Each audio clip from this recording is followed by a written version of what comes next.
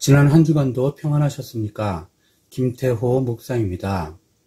우리는 지난 시간에 사람들이 왜 선을 선택할 수 없는지 살펴보았습니다. 하나님께서 우리에게 율법을 주신 이유는 우리가 율법의 정신, 즉 하나님을 사랑하고 이웃을 사랑해야 한다는 사실을 깨닫기 원하셨기 때문이었고, 또한 그럼에도 불구하고 우리는 율법을 지킬 수 없다고 말씀드렸습니다. 그리고 우리가 율법을 지킬 수 없는 이유는 아담이 선을 선택할 자유를 빼앗겼기 때문이라고 말씀드렸습니다. 간단히 말씀드린다면 우리는 율법을 지킬 수 없고 그 이유는 우리가 선을 선택할 자유가 없기 때문인 것입니다. 이것이 바로 우리에게 그리스도가 필요한 이유이고 또한 성경을 이해하는 기본 중의 기본입니다. 그렇다면 우리에게는 큰 딜레마가 있습니다. 우리가 율법을 지킬 수도 선을 선택할 수도 없는 상태인데 어떻게 우리가 변화되어 하나님의 사람이 될 수 있다는 말씀입니까? 물론 예수 그리스도를 통하여가 정답이겠지만 이는 머릿속에서 있는 정답이고 우리가 그렇게 머리로 인정한다고 해서 우리의 삶이 변화되는 것이 아니라는 사실은 여러분도 매우 잘 알고 계실 것이리라 생각됩니다. 이는 그리스도인들에게 매우 큰 고민거리이고 이러한 고민이 없다면 자신이 과연 하나님의 자녀인지 생각해 볼 필요가 있는 것입니다. 그렇다면 오늘은 매우 실제적인 질문을 해보겠습니다. 과연 우리는 언제 변화될 수 있을까요? 각자의 경험에 따라 여러 가지 답이 있을 수 있겠지만 성경은 과연 어떻게 말하고 있는지 확인해 볼 필요가 있습니다.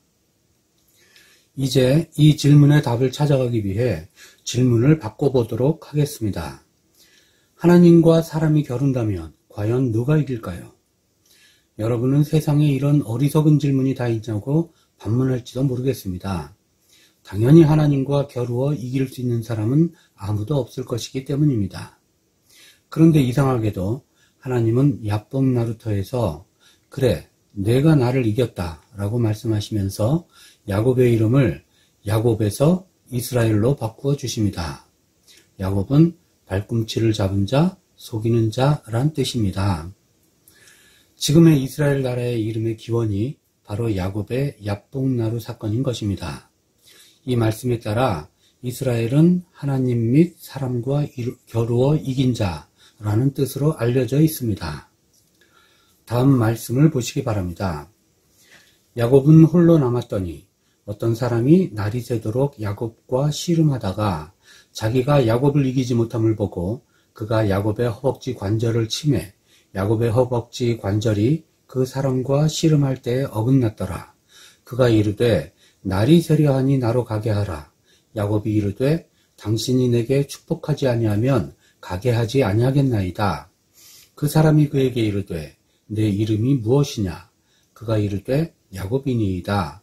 그가 이르되 내 이름을 다시는 야곱이라 부를 것이 아니요 이스라엘이라 부를 것이니 이는 내가 하나님과 및 사람들과 겨루어 이겼음이니라.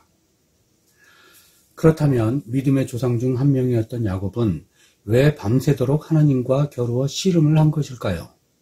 그것은 야곱이 형 에서를 만나면 자신의 목숨을 부지하지 못할 것이라고 생각했기 때문입니다. 많은 사람들이 이 사건을 기억하면서 40일 금식 기도도 하고 능력을 받기 위해 소나무 뿌리가 뽑히도록 기도하기도 합니다. 그리고 우리가 잘 알고 있던 바와 같이 형 에서로부터 생명을 보존하기 위해 밤새도록 기도했던 야곱은 과연 에서로부터 목숨을 보존하게 됩니다. 그렇지만 우리가 잘 생각해 볼 필요가 있습니다. 분명히 야곱은 이 기도로 인하여 자신이 원하는 바를 이루었습니다. 그렇지만 과연 야곱이 하나님이 원하는 그런 사람으로 변화된 것일까요? 하나님을 만나 인생의 위기로부터 벗어나게 되었고 또한 하나님과 싸워 이긴 장소이기 때문에 많은 사람들이 야곱의 인생이 바뀐 장소를 야복강 나루터라고 말할 수 있을 것입니다. 그러나 야곱의 인생을 보면 결코 그렇지 않은 것 같습니다. 이를 설명하기 위해 잠깐 야곱의 인생을 살펴보도록 하겠습니다. 야곱은 장자의 권리가 매우 중요하다는 사실을 인식하였던 것 같습니다. 그래서 에서를 속여 장자의 권리를 도둑질합니다. 그리고 아버지인 이삭도 속여 장자의 축복을 가로챈 후 에서가 자기를 죽이려는 사실을 알고 에서로부터 도망하게 됩니다. 귀한 부잣집 아들이었던 야곱은 처음으로 집도 없고 잠잘 자리도 없는 도망자 신세가 되어 길가에 누워 피곤한 가운데 돌을 베고 잠이 들었는데 하나님께서 야곱의 꿈 가운데 나타나 나는 여호와니 너의 조부 아브라함의 하나님이요 이삭의 하나님이라. 내가 누워있는 땅을 내가 너와 내 자손에게 주리니 내 자손이 땅의 티끌같이 되어 내가 서쪽과 동쪽과 북쪽과 남쪽으로 퍼져나갈지며 땅의 모든 족속이 너와 내 자손으로 말미암아 복을 받으리라. 내가 너와 함께 있어 내가 어디로 가든지 너를 지키며 너를 이끌어 이 땅으로 돌아오게 할지라. 내가 네게 허락한 것을 다 이루기까지 너를 떠나지 아니하리라 라고 말씀하십니다. 그리고 야곱은 잠이 깬 후 여호와께서 과연 여기 계시거늘 내가 알지 못하였도다. 이곳이여 이곳은 다름이 아닌 하나님의 집이요 이는 하늘의 문이로다 하고 야곱이 아침에 일찍 일어나 베개로 삼았던 돌을 가져다가 기둥으로 세우고 그 위에 기름을 붓고 그곳 이름을 베델이라 칭하였습니다. 참고로 베델은 하나님의 집이라는 뜻입니다. 세월이 지나 야곱은 삼촌 라반의 집에서 4명의 부인과 많은 양떼와 노비와 나귀를 거느리게 되었습니다. 그 후 야곱이 거부가 되니 삼촌 라반의 아들들이 야곱을 모함하게 되고 라반은 야곱에 대한 태도를 바꾸게 됩니다. 그때 하나님께서 꿈에서 야곱에게 나타나 내 조상의 땅, 내 족속에게로 돌아가라. 내가 너와 함께 있으리라 라고 말씀하십니다. 그렇다면 야복강가에서 하나님을 이기고 당당히 이스라엘이라는 이름으로 바뀐 야곱은 당연히 하나님께서 명령하신 대로 하나님의 집인 베델로 돌아갔어야 할 것입니다. 그러나 형 에서로부터 목숨을 건진 야곱은 아직도 에서가 두려워 형을 먼저 보낸 후 부상 입은 다리를 절면서 분이엘을 지나 세겜으로 가게 됩니다. 즉 야곱은 하나님의 말씀에 따라 하나님의 집인 베델로 간 것이 아니라 또다시 세상인 세겜으로 간 것입니다. 이와 같이 사람은 승리함으로 변화받지 못합니다. 사람은 성공이나 또는 자기의 노력이나 의지로 심지어 작심하고 기도하여 하나님을 졸라 원하는 것을 모두 얻는다 할지라도 하나님의 사람으로 변화될 수 없다는 의미입니다. 그렇다면 우리 믿음의 조상인 야곱은 과연 언제 변화를 받게 된 것일까요? 야곱의 경우 세겜에서 디나 사건이 있은 후 비로소 인생의 허무함을 깨닫게 되었던 것 같습니다. 세겜에서 디나는 강간당하게 됩니다. 그러자 야곱의 12아들들이 작은 꾀를 내서 디나를 강간한 세겜 족속의 남자들을 모두 죽여버리고 맙니다. 이는 한 부족을 멸망시킨 것과 다름이 없고 매우 큰 사건으로 고대 부족들은 한 부족이 공격을 당하면 다른 부족들이 와서 복수하기로 동맹을 맺고 있었기 때문에 야곱의 입장에서는 자신의 부족 모두가 멸망당할 위기에 직면하게 되었던 것입니다. 야곱은 에서의 손으로부터 목숨을 건질 수 있었지만 오히려 자신뿐 아니라 자기 부족 모두가 멸망하게 될 위기를 마주하게 되었고 결국 곰을 피하려다 호랑이를 만난 격이 된 것입니다. 이와 같이 야곱은 어려서 형을 속여 장자권을 빼앗았고 삼촌 집에서 작은 꾀를 내어 거부가 되었으며 하나님과 밤새도록 겨뤄 이김으로 이름도 바뀌고 형의 손으로부터 목숨을 건질 수 있었지만 아직도 자신의 삶의 주인은 자기 자신이었던 것입니다.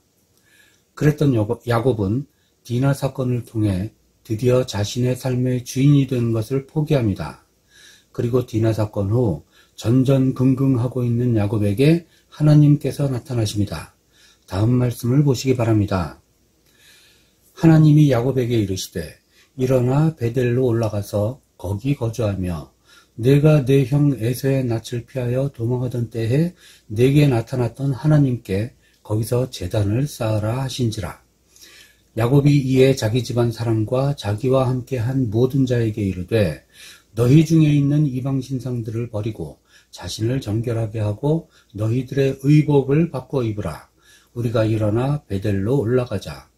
내 환난 날에 내게 응답하시며 내가 가는 길에서 나와 함께 하신 하나님께 내가 거기서 제단을 쌓으려 하노라 하매 그들이 자기 손에 있는 모든 이방 신상들과 자기 귀에 있는 귀고리들을 야곱에게 주는지라.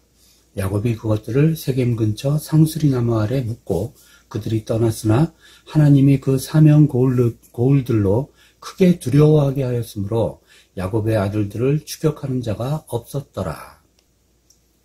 인생의 모든 것을 이루고 드디어 자신의 생명을 쫓던 형 에서로부터 자유롭게 되었지만 드디어 평안을 찾았다고 생각하는 순간 자신뿐 아니라 자기 부족 모두가 죽음의 위험 앞에 놓이게 된 현실을 마주한 야곱은 드디어 자신이 주인이 되어서는 평안한 인생을 살 수 없다는 사실을 현실로 인정하게 된 것 같습니다.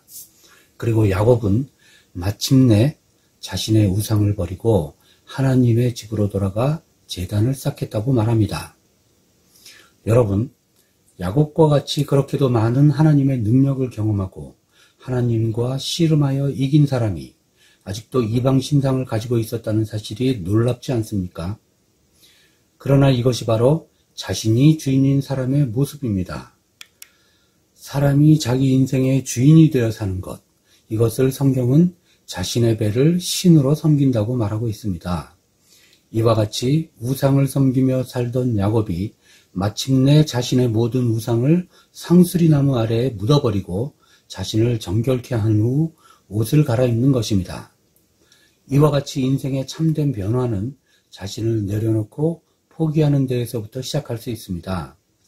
이러한 포기는 궁궐에서 호의호식하면서 자신의 배를 신으로 섬기면서 사는 것보다 초가삼간에서 하나님과 함께 동행하며 사는 것이 훨씬 가치 있고 의미 있다는 사실을 인식하고 그것을 선택하는 것을 의미합니다. 이것이 바로 히브리 노예들이 40년 동안 광야에서 예수님과 동행하면서 배웠던 임마누엘의 하나님이고 지금 예수님을 믿는 우리들이 하루하루 배우고 있는 것입니다. 야곱의 경우와 같이 하나님께서는 강팍한 인간을 부드럽고 아름다운 하나님의 사람으로 변화시킬 때 종종 이름을 바꿔주십니다.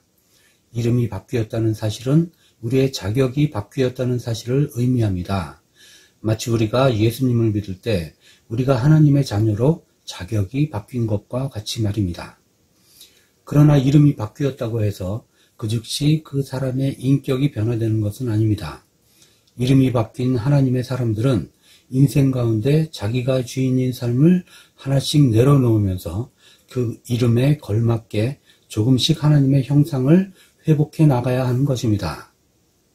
자, 오늘의 말씀을 마치기 전에 마지막으로 한 번 더 질문해 보겠습니다. 여러분이 하나님과 겨룬다면 누가 이길까요? 저는 감히 여러분이 이길 수 있다고 말씀드리겠습니다. 그 이유는 하나님은 인격적인 분이시기 때문에 우리에게 강요하지 않으시고 우리가 스스로 자신을 포기할 때까지 기다리기 때문입니다. 마치 야곱에게 그러하셨듯이 말씀입니다. 그러나 그것은 좋은 방법이 아닙니다. 하나님을 우리 마음대로 하려는 마음, 그것이 바로 내가 내 삶의 주인이라는 증거입니다. 우리가 인생을 살아가는 가장 좋은 방법은 하나님을 우리에게 끌어당기려는 노력을 하루라도 빨리 포기하는 것입니다. 오늘은 여기까지입니다. 다음 시간에는 변화된 야곱의 노년을 살펴보면서 야곱이 얼마나 멋진 하나님의 사람이 되었는지 살펴보겠습니다. 한 주간도 평안하시고 하나님과 겨루어서 이기시기보다는 자신을 내려놓고 포기하는 법을 배우시는 복된 한 주간 되실 것을 축복합니다. 샬롬.